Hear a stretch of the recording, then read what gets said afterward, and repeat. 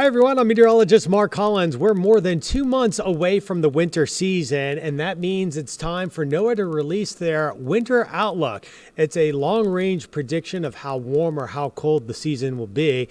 And for those warm weather fans, good news for you. It looks like another above normal season as far as temperatures go during December, January, and February. I wrote about this on the News4JAX website, and you can check out news4jax.com and read all about it. But what's the reasoning behind the reason why it could be so warm this year? Well, La Niña, it's making a comeback. And what is that? Well, over the past 3 years, we've seen back-to-back La Niñas where the water has been colder than normal off of South America.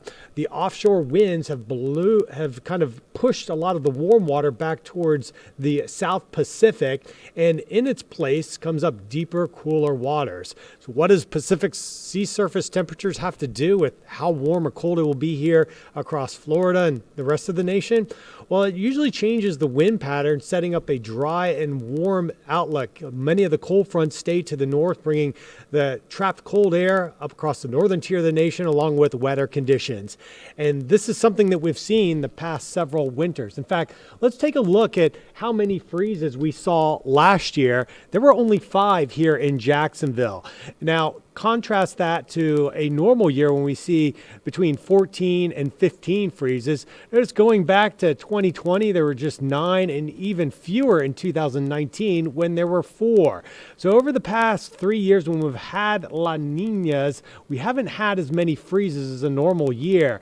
Go back to 2010, that was a whopper, 44 freezes that year, and that was definitely a doozy where we had so many freezes that the fish actually froze in many of the lakes around the area. So this is the latest forecast. What you're looking at here is the colors in orange, a 40 to 50% chance of above normal temperatures in Georgia, in Florida, and throughout most of the southern tier, and some very dry conditions as well.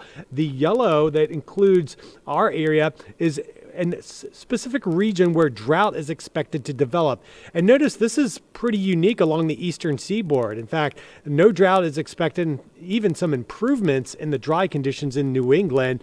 But we'll have to watch because that could be a problem here, especially as we come out of winter and into the spring. If we're very dry, that could lead to a lot of wildfires in the area. The precipitation is expected to be above normal across the Pacific Northwest and around the Great Lakes, whereas very dry conditions will remain here across the deep south. So the tendency is for La Niña to stay in place and actually increase a bit as we head through the winter months. Winter starts on the solstice around December 22nd, and so that means that this winter you might not need as many layers, or if it does get cold, it might not be as cold as normal. I'm meteorologist Mark Collins. You can go to news4jax.com for more interesting reads about news and weather.